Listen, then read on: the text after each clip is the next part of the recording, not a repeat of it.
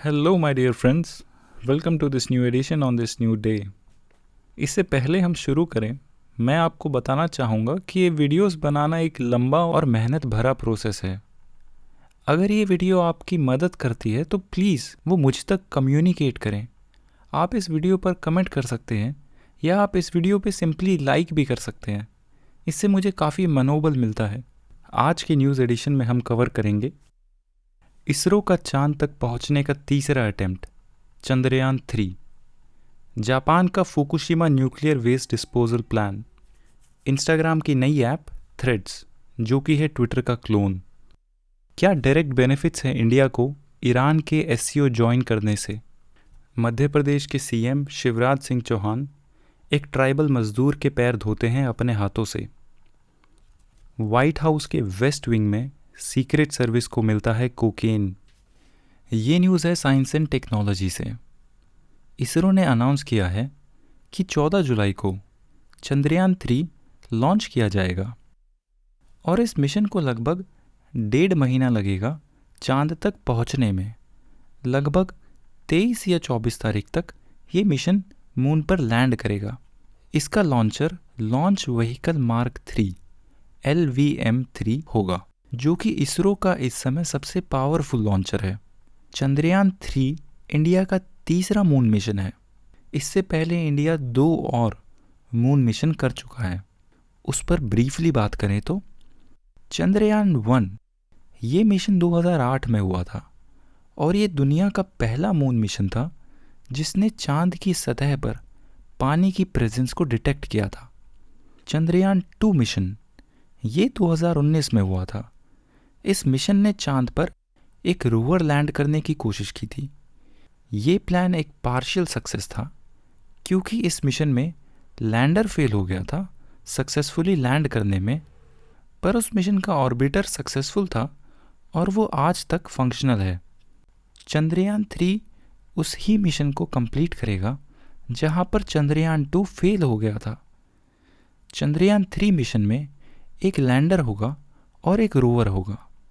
Rover moon की सतह पर लैंड करके केमिकल एनालिसिस करेगा मून के एलिमेंट्स की।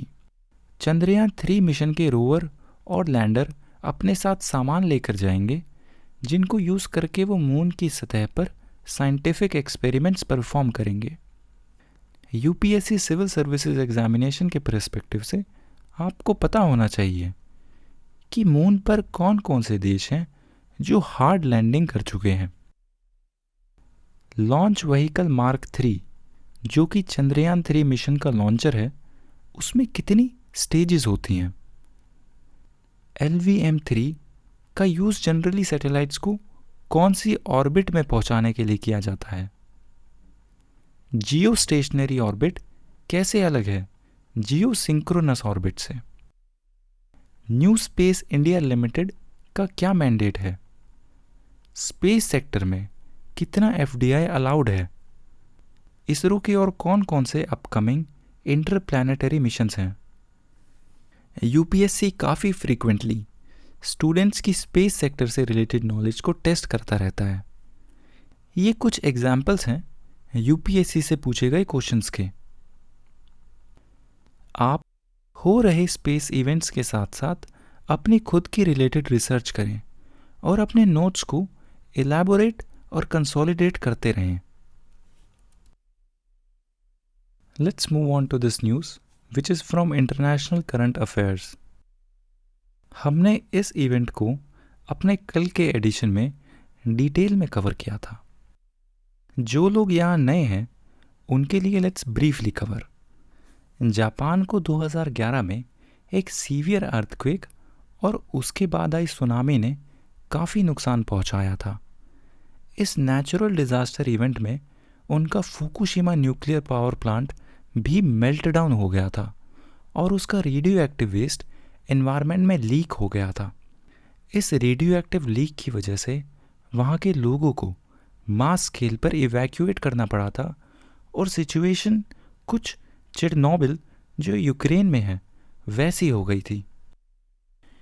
अब लगभग 12 साल बाद जापान अपने फुकुशिमा पावर प्लांट के बचे हुए रेडियो एक्टिव वेस्ट वाटर को डिस्पोज करने का प्लान कर रहा है, जिस प्लान में उसका वेस्ट वाटर जो कि अभी बड़े बड़े कंटेनर्स में स्टोर्ड है उसको ट्रीट और फिल्टर करके धीरे धीरे अगले 10 साल से ज़्यादा तक पैसिफिक ओशन में रिलीज़ किया जाएगा।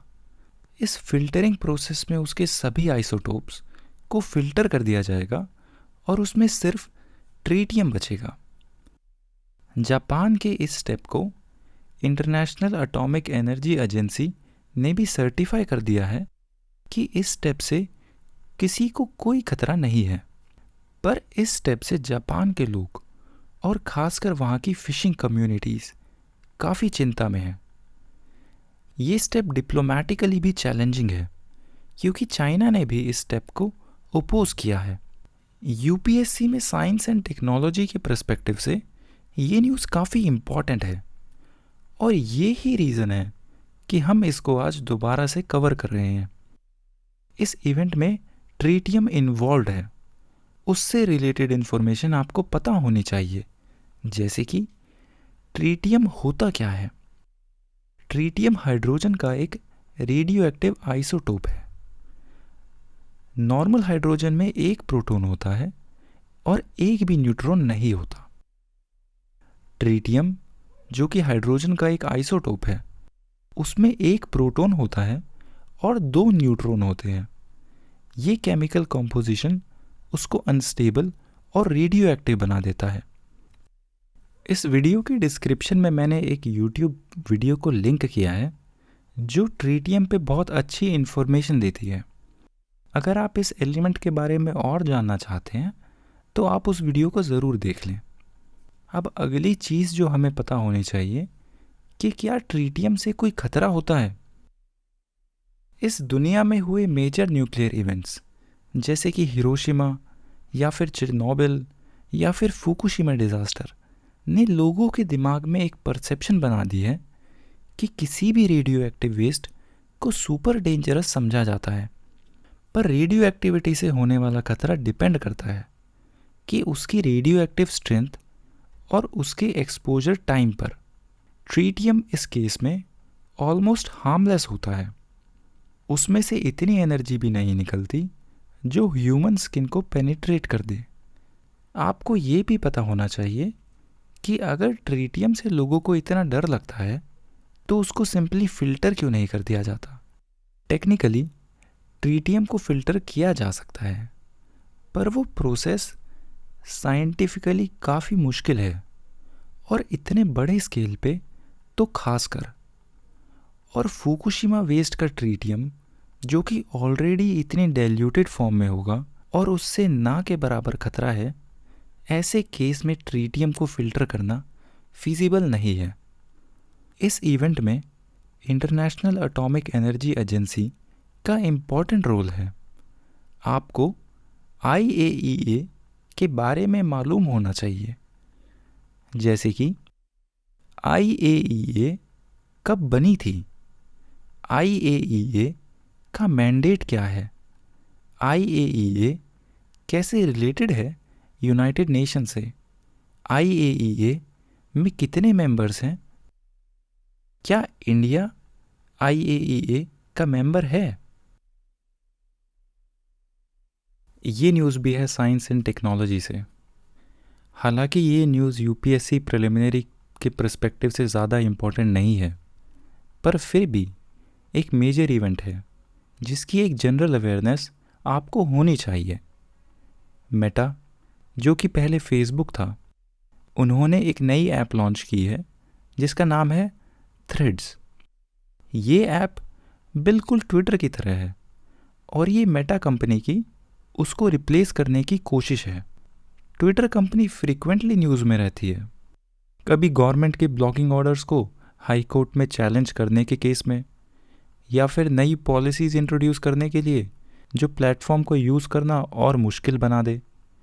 ये फेसबुक की या फिर टेक इंडस्ट्री का पहला ऐसा अटेम्प्ट नहीं है ऐसे यूज़र्स को पोच करने का। ऐसे कोई एक नया प्रोडक्ट लॉन्च करना और कोशिश करना कि एक ऑलरेडी एस्टैब्लिश्ड प्लेटफॉर्म के यूज़र्स को पोच कर लिया जाए, ये फेसबुक का या टेक इंडस्ट्री इन जनरल का पहला ऐसा अटेम्प्ट नहीं है। मेटा एक ऐसी कॉपीकैट ऐप पहले भी बना चुका है, जैसे कि लैसो, जिसमें उसने टिकटॉक के यूज़र्स को टारगेट किया था। ये ऐप बुरी तरह फ्लॉप हो गई थी। अब देखते हैं कि मेटा की थ्रेड्स कितनी सक्सेसफुल होती है। आइए चलते हैं अपनी नेक्स्ट न्यूज़ की तरफ। ये न्यूज़ है foreign policy and international current affair से। इंडिया ने 4 जुलाई को वर्चुअली शंघाई कोऑपरेशन ऑर्गेनाइजेशन को होस्ट किया। ऐसा पहली बार था कि इंडिया ने एससीओ को होस्ट किया। इस मीटिंग के आउटकम क्या थे, ये हम पहले काफ़ी बार डिस्कस कर चुके हैं और इसकी एक इस चैनल पे स्पेशल वीडियो भी है। अगर आप वो वीडियो देखना चाहते हैं तो वो इस समय आपको अपनी स्क्रीन के टॉप राइट कॉर्नर में लिंक मिल जाएगा। शंघाई कोऑपरेशन ऑर्गेनाइजेशन 2023 के कई आउटकम्स थे। उसमें से जो एक मेजर आउटकम था वो ये था कि ईरान फॉर्मली एससीओ का फुल टाइम मेंबर बन जाता है।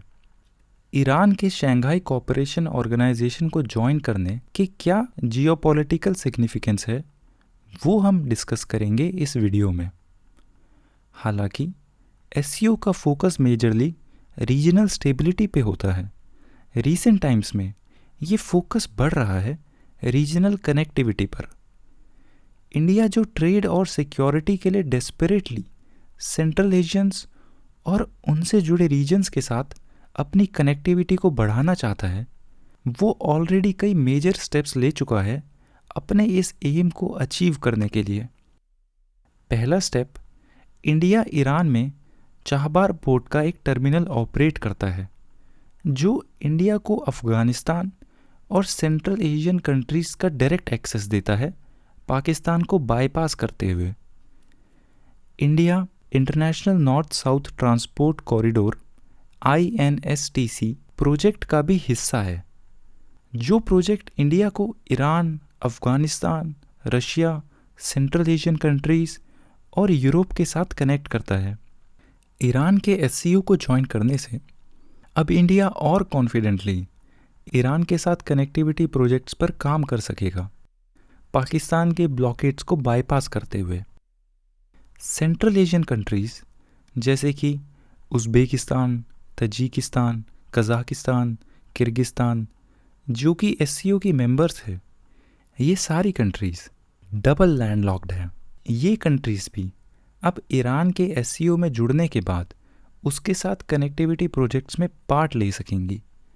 और इंडिया, जो कि ऑलरेडी ईरान पर पोर्ट ऑपरेट करता है, और बेहतर तरीके से सेंट्रल एशियन नेशंस के साथ ट्रेड कर सकेगा, वो भी चाइना के बेल्ट एंड रोड इनिशिएटिव में हिस्सा लिए बगैर।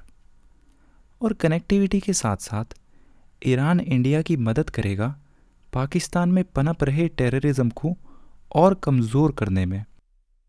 ईरान इंडिया का काफ़ी अच्छा दोस्त है और वो खुद एक ऐसा देश है जिसको पाकिस्तान और अफ़गानिस्तान में पैदा हुए टेररिज्म से चोट पहुंच चुकी है। अगर एससीओ की मदद से इंडिया की आवाज़ के साथ ईरान की आवाज़ और जुड़ जाए, तो इंडिया के पाकिस्तान बेस्ड टेररिज्म से जीत और पक्की हो जाएगी। आइए चलते हैं अपनी नेक्स्ट न्यूज़ की तरफ। इस न्यूज़ का ओरिजिनल कॉन्टेक्स्ट काफ़ी दुखद है।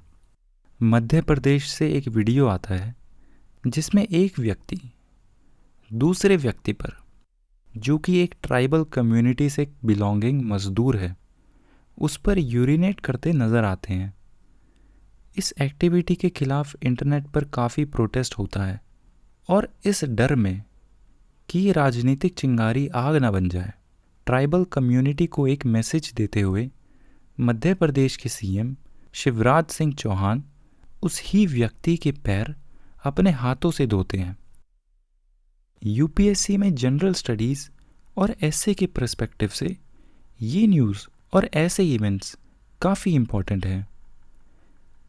ऐसी न्यूज़ एक अलार्मिंग सिग्नल है अर्बन मेट्रोपोलिस में रह रहे प्रिविलेज्ड मेजॉरिटी के लिए, जिनको लगता है कि ऐसे कास्ट बेस्ड डिस्क्रिमिनेशन जिनके खिलाफ हुए प्रोटेस्ट आप अपनी मॉडर्न हिस्ट्री की बुक्स में पढ़ चुके होंगे, ऐसे डिस्क्रिमिनेशन अब एग्जिस्ट नहीं करते और फ्री मार्केट कैपिटलिस्टिक स्ट्रक्चर ने सबको लिबरेट कर दिया है।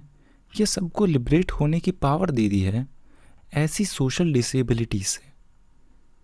आप इस इवेंट पर विचार करें और सोचें कि ऐसे इवेंट्स की नॉलेज और उसके इम्प्लीकेशंस को कैसे आप अपने आंसर राइटिंग में इनकॉर्पोरेट कर सकते हैं।